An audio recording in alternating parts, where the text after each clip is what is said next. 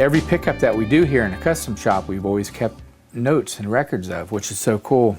And we have a few cool little things here, which I'm so stoked about.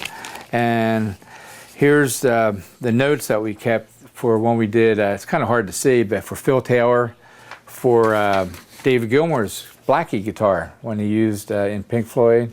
And then here's our Jeff Beck and all the Telecaster stuff that we did for him. So we keep notes of all this stuff, you know, pretty much. And then here's some Eric Clapton stuff that I had done. I had worked on he had a guitar named Blackie too, and they actually flew the guitar to me, and I actually repaired it.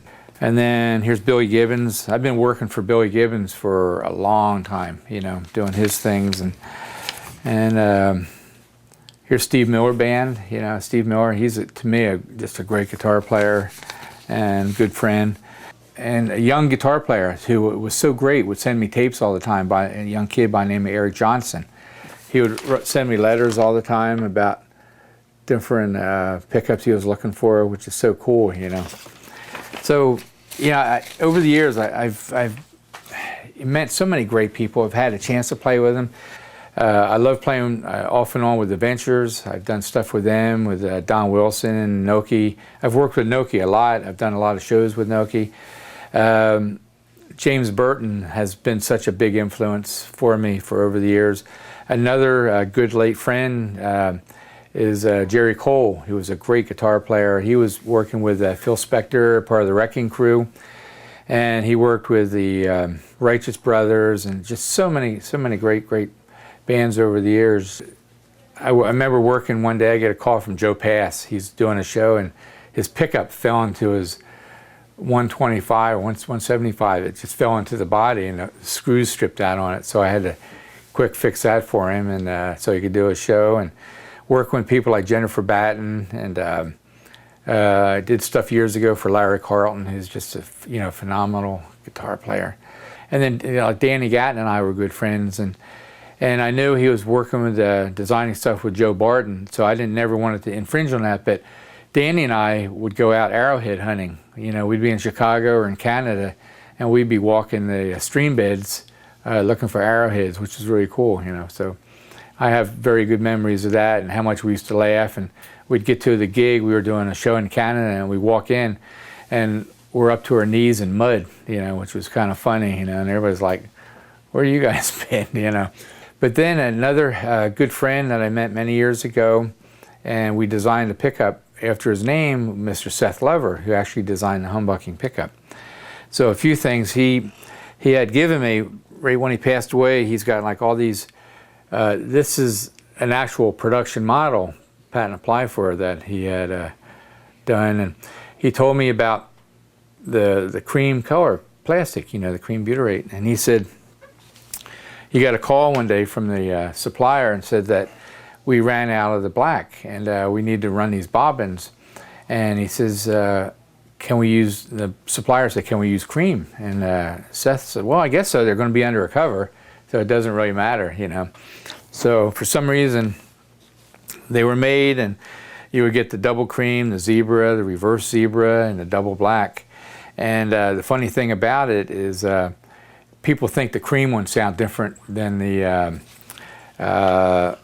double black ones, you know, which is so funny because it's the same material but just a different color, using the same winding techniques and everything.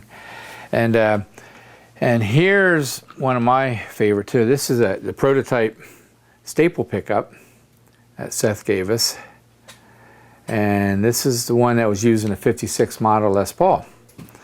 And during that time, they were wanted to make another pickup that was a little bit quiet, you know.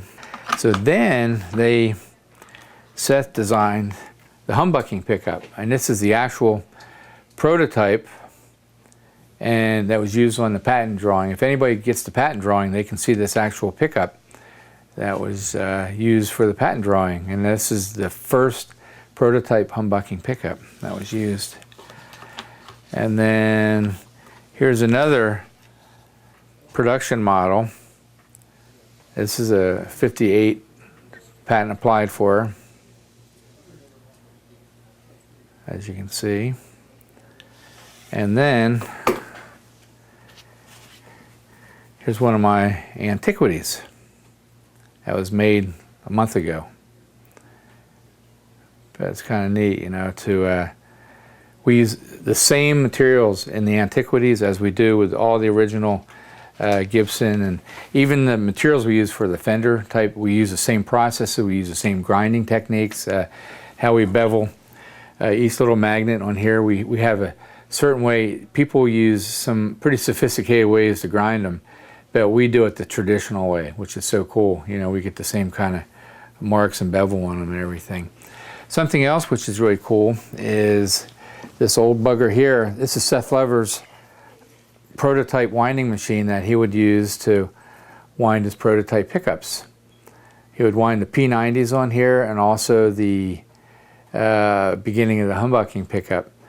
But he said, Seymour, he says, humbuckers were never wound, hand wound, you know, because a couple things, because you have different tension on each bobbin, you have a problem with the pitch and the scatter wind, because you're going to get two different inductances from each coil, and it's not going to be efficient. It's not going to work properly.